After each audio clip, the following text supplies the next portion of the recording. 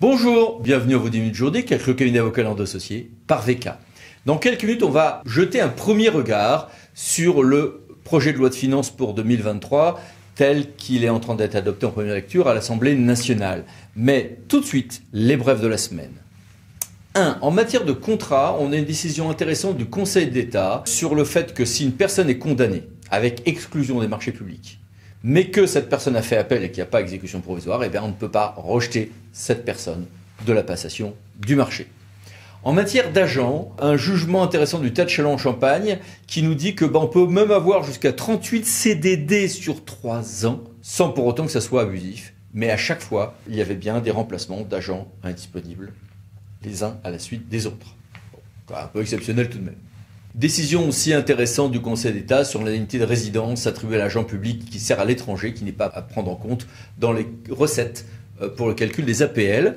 Et puis un décret très attendu. La loi de transformation de la fonction publique de 2019 avait oublié les GIP dans sa réforme. Un décret y a procédé. En matière de sécurité maintenant, eh bien, il y a un grand émoi dans le monde des collectivités territoriales. 2024 va être une année olympique et paralympique. Ok, super. Mais, du coup, le ministère de l'Intérieur commence à donner des signaux selon lesquels, et ça a même été dit par le ministre Darmanin, que 2024 serait du coup une année sans CRS sur les plages et sans sécurisation des événements par la police et la gendarmerie pour tous les événements culturels ou sportifs de l'été. Et là, évidemment, émoi du côté notamment des associations d'élus.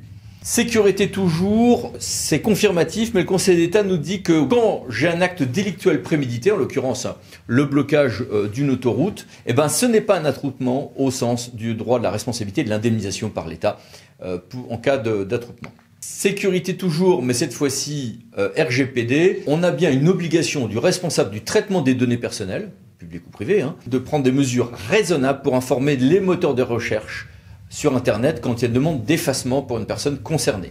Et puis, sécurité toujours, mais en matière de réseau cette fois-ci, eau, assainissement, électricité, etc.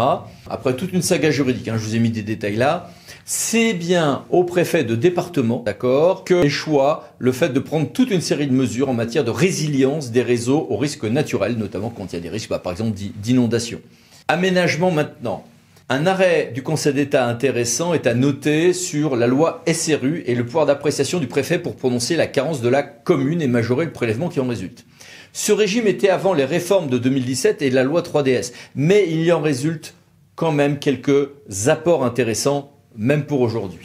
Et puis le CPO, qui est une institution associée à la Cour des comptes, a rendu une étude très intéressante sur la fiscalité locale dans la perspective du zéro artificialisation nette, donc ZAN, avec un certain nombre de recommandations que voici.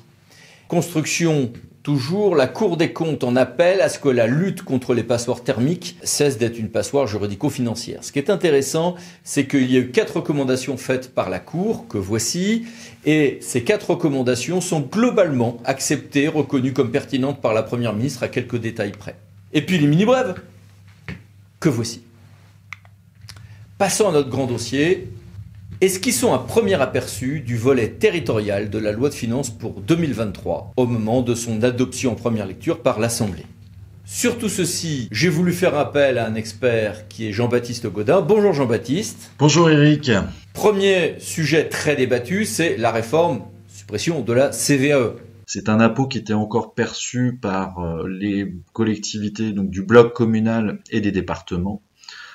Cet impôt est supprimé et est remplacé par une fraction de TVA nationale transférée par l'État aux collectivités locales.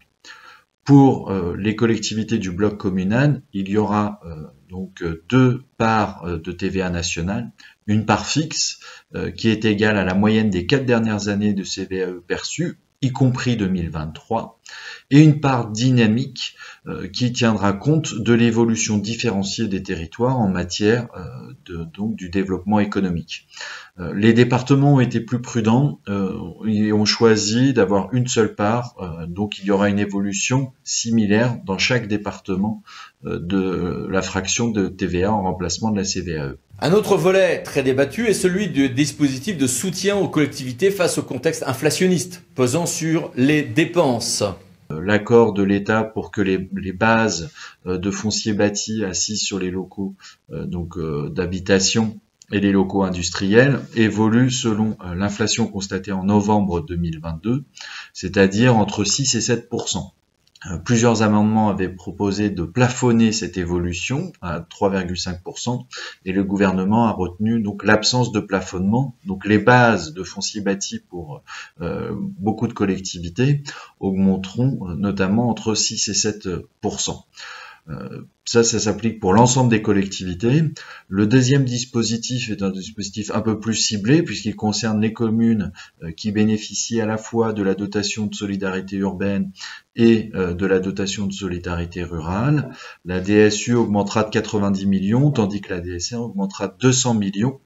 Et chose notable par rapport au précédent texte, ces dispositifs de péréquation, l'augmentation des enveloppes ne sera pas financée par la baisse de la dotation forfaitaire des communes et de la compensation par salaire des EPCI, mais bien financée par les ressources du budget général de l'État, c'est-à-dire financée par le déficit. Donc ça, c'est un effort supplémentaire de près de 300 millions d'euros fait par l'État au profit des collectivités locales.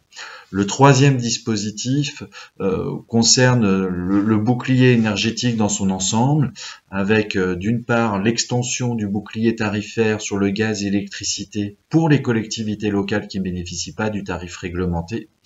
Et le deuxième élément, c'est un nouveau dispositif de soutien pour 2023 pour les communes qui subiraient une augmentation importante de leurs dépenses en matière énergétique. Et donc, elles bénéficieraient d'une compensation de la part de l'État. Donc c'était vraiment un niveau important de soutien de la part du gouvernement vis-à-vis des collectivités, tout en sachant que on peut s'interroger sur les ressources qui sont utilisées pour financer toutes ces mesures de soutien et de leur pérennité dans le temps. Et puis il y a une autre saga, c'est celle des contrats de Cahors. On avait d'ailleurs fait une vidéo là-dessus. Les plus grosses des collectivités à l'époque des contrats de Cahors avaient un régime d'engagement contractuel sur l'évolution de leurs dépenses et à défaut de signature de ces contrats, l'État, le préfet fixait ces pourcentages d'évolution. Et d'ailleurs, une décision du TA de Bordeaux avait censuré la décision du préfet dans le cadre du département de la Gironde d'une manière intéressante. Bien. On avait dit qu'il y aurait une évolution, un retour à un relatif plafonnement des dépenses, de l'évolution des dépenses des collectivités, mais que ça ne passerait pas par des contrats de Cahors. On se demandait si c'était des dispositifs incitatifs, puis finalement, là, c'était pas dans le projet initial, hein. On reviendrait à une forme de contrat de Cahors, ce qui a évidemment déclenché une certaine colère du point de vue d'un certain nombre d'associations d'élus. Qu'as-tu à nous en dire, Jean-Baptiste ? Le gouvernement en a profité pour réintroduire une nouvelle génération de contrats Cahors vis-à-vis des collectivités, donc les plus grosses, les régions, les départements, les métropoles, mais également les collectivités du bloc communal qui ont des dépenses de plus de 40 millions d'euros. Et ces collectivités devront respecter une trajectoire des dépenses des fonctionnements jusqu'à 2027-2028, sous peine de subir une reprise sur leur fiscalité. Et ce dernier élément de sanction n'avait pas été prévu initialement, ou en tout cas sur une modalité beaucoup plus progressive. Et c'est l'élément vraiment innovateur du texte proposé par le gouvernement. Donc le gouvernement essaye de jouer sur tous les tableaux. Il donne beaucoup plus aux collectivités sur l'année 2023. Oui, donc si je résume, une réforme un peu délicate en matière de CVAE, un bouclier avec plus d'argent et des collectivités pas trop mécontentes, mais un retour des plafonnements de l'augmentation des dépenses via les contrats de Cahors, et là c'est beaucoup plus discuté. En revanche, il réintroduit une disposition qui avait été refusée par l'Assemblée nationale et il la réintroduit par le biais du 49.3. Bon, évidemment, il faudra attendre maintenant le texte définitif de la loi de finances, mais on y reviendra ensemble. En tout cas, d'ici là, merci, au revoir. Merci, au revoir. Et merci à vous. À bientôt pour une nouvelle vidéo, les 10 minutes juridiques, parlons de associés pour VK. Pensez à vous abonner. Merci, au revoir.